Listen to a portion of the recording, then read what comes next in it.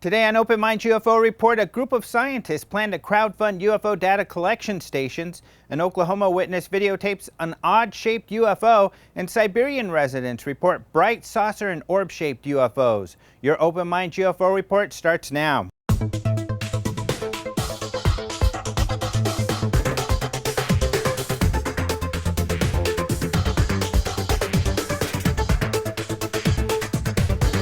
Hello and welcome to the Open Minds UFO Report. My name is Alejandro Rojas. A group of scientists and other professionals have launched a project called UFO Data, in which they hope to capture not just pictures or videos of UFOs, but also other scientific data that can help them further understand the UFO phenomenon. According to the UFO Data website, the group is looking for a way forward in UFO science. The site states, "Our own view is that humanity knows very little about the true nature of unexplained UFO reports, and that the only way to resolve this lack of understanding is through serious scientific study." One of the founding members of the group is Dr. Mark Roediger. He has decades of experience examining the UFO phenomenon. Since 1986, he has been the senior scientific director and president of the Center for UFO Studies, also known as CUFOS, which was founded by Dr. J. Allen Hynek, an astronomer who served as a consultant for the U.S. Air Force during their official investigations into the phenomenon from 1951 to 1969. "I appreciate UFO history," Roediger told Billy Cox of the Sarasota Herald Tribune, "but all that history is not going to solve the UFO mystery, and the next 10,000 sighting reports aren't either." Roediger says looking over old files or even collecting new ones will not help UFO research make it to the next level. "It's abundantly clear that we're not going to make progress in understanding whatever is causing the unknown UFO reports and sightings without getting the type of data we want to collect." Roediger told Mother Jones, "More witness testimony, where they filled out a form and tell you what they saw, is not going to help us solve the problem." Another member of the board of UFO Data is journalist Leslie Kean, the author of the New York Times best-selling book, UFOs, Generals, Pilots, and Government Officials Go on the Record. She announced the UFO Data project and the launch of their website in a blog for the Huffington Post on October 14th. She wrote, "UFO Data has no interest in alleged government conspiracies or adding more witness reports or Freedom of Information Act documents to the thousands already on file. The idea here is that only a complete change of methodology towards a purely scientific approach to the UFO issue will enable us to move forward." And according to the UFO Data website, this is now possible for the first time in the history of UFO research as a result of an unprecedented convergence of high-resolution digital camera technologies, off-the-shelf scientific instrumentation, powerful low-cost computing platforms, and ubiquitous high-speed internet access. UFO Data's plans include creating a network of UFO surveillance stations that can scan the sky and record physical as well as environmental data. They plan to use an all-sky camera at each station that can observe the entire sky at once. They will also include several high-resolution DSLR cameras that can be activated when needed to record high-quality images and video of anomalous objects. The stations will also include instruments that can record various radio waves, radiation, magnetic fields, a wide range of sound frequencies, gravitational fields, and more. Each station will also be equipped with a weather station to record air temperature, wind speed, clouds, and other atmospheric conditions. The website says alarm triggers will initiate recording by all the equipment, permitting capture of a broad range of physical data that can be analyzed by experts. UFO Data currently has an impressive list of experts, including scientists, astronomers, and engineers, among others, from all over the world. A couple of their consultants have experience with a similar project in Norway. Engineer Erling Strand and Dr. Massimo Tiriani, an astrophysicist from North Italy who is a researcher at the Naples Observatory and at the INAF Medicina radio telescopes. Both have experience researching the Hessdalen light phenomena. The Hesdeland lights are mysterious balls of light that are observed over the Hesdeland Valley in Norway. They have been investigated by universities and scientists for decades and have even been caught on camera using a similar tracking station that is being proposed by the UFO Data project. As one might guess, the equipment for such a project will be expensive to fund. With the announcement of UFO Data also comes a request for funding.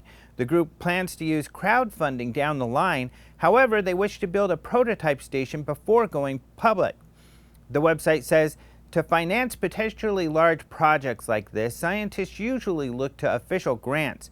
However, it is impossible for us to pursue this funding model because both governmental and scientific authorities observe a taboo on the whole subject. To launch the project, UFO Data is looking for donors like Russian billionaire Yuri Milner, who recently pledged to fund the search for extraterrestrial intelligence to the tune of $100 million over the next 10 years. A witness in Ponca City, Oklahoma, reported watching and videotaping an odd-shaped object hovering in the daytime sky, according to testimony recently submitted to the Mutual UFO Network, also known as MUFON, Witness Reporting Database. The witness was in the middle of town in a Hastings parking lot at about 4:30 p.m. on July 8th when he noticed someone looking up at something through binoculars. I saw it easily, the witness stated. I pulled out my iPhone and took pictures and a short video. It was better seen with the naked eye. It finally faded into the clouds, although it didn't appear to move. Several people outside the university center were looking at it too. The witness continued, it was dark gray and stood out from all the other clouds. I have no idea what it was, a strange single cloud, a weather balloon, a spaceship. It was shaped almost like Cloud City on Star Wars. Would love to hear someone else who witnessed it or if anyone can identify this unusual object. Never seen anything like this. The case was investigated by MUFON Oklahoma State Director Richard Gardner and closed as an unknown. As you can see in the video and pictures, this object is a dark shape with a pig's tail appendage in the center pointing downward, Gardner stated in his report. There was no sound that could be heard. He said it was approximately 1,500 feet in altitude and probably a little over a mile away in distance. It never appeared to move laterally in any direction, but after a short time seemed to be obscured by the low clouds and he lost sight of it. The wind speed at ground level is 5 miles per hour and visibility was 4 miles. If it was a balloon or plastic bag of some sort, it should have moved along the south with the clouds that, according to the witness, were moving at a pretty good clip. Nothing was reported on the local news or paper in the days following. If someone can more readily identify this object, I will reclassify if necessary. Right now I am classifying this event as an unknown UAV for the lack of any other explanation. According to the Siberian Times, recent UFO sightings have social media buzzing with accounts of strange objects being spotted in the sky. The most recent in Ulan-Ude, the capital city of the Russian Republic of Buryatia. The witness reported seeing a glowing object in the sky with a lot of green lights, some red and blue. She said she was watching the object with her son and 2 others who had been passing by when the object disappeared and then reappeared much closer. It made a sound like a car engine. When it stopped right above us, I could not say a word and saw the 2 men run to hide in a building, the woman told the Siberian Times. It was a very large saucer with bright green lights in the middle. My son got scared, grabbed my hand, and we ran away. I never believed that something like that could exist. Other residents of Ulan-Ude say they also spotted strange lights in the sky. One witness said they regularly see a bright glowing object in the middle of the night that they watch from their balcony. Another witness said they saw red lights that appear and disappear.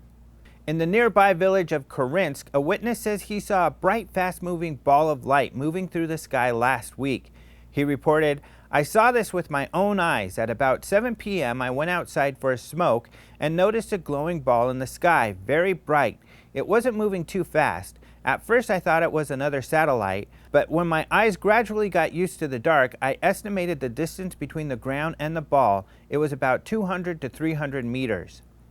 The witness continued, it definitely wasn't a satellite. It was moving differently. The lights were gradually getting less bright and it was glowing red. I didn't hear a sound. It's very quiet where I live. There are no cars. I was standing silently and couldn't understand what was it. I observed it for 20 to 30 seconds. So scary, what could it be? According to the Siberian Times, a similar sighting was reported in 2010 about 100 miles to the west across nearby Lake Baikal in a town called Lisvenka. The witness, Nikita Toman, took a picture showing 3 glowing green lights. It flew right above us, very low. The object was shining down on us with a green light. We were a bit scared, reported Toman.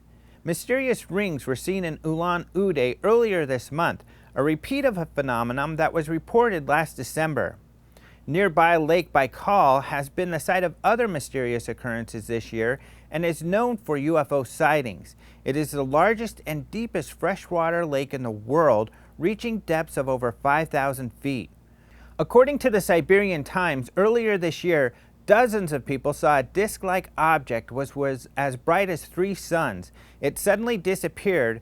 People observing it couldn't explain if it flew away or disappeared in the water. The next morning there were tons of dead fish on the shore, and birds and other animals refused to eat it. However, experts say that the extremely high temperatures in the area and low water levels could also be an explanation as to why the fish died. That's your Open Minds UFO report for today. You can find these stories and more at openminds.tv. We post fresh UFO news daily. You can also follow us on Twitter at Open Minds TV, and you can find us on Facebook. Don't forget to register for the International UFO Congress, the Guinness World Record holding largest UFO convention. Early registration is open, so you can get a discount by registering now at ufocongress.com. Let us know if you enjoyed today's episode by liking the episode on YouTube and leaving us your comments in the section below. You can also download our podcast, Open Minds UFO Radio, on iTunes or at openminds.tv/radio. Thanks again for joining us today for OpenMinds.tv. I'm Alejandro Rojas.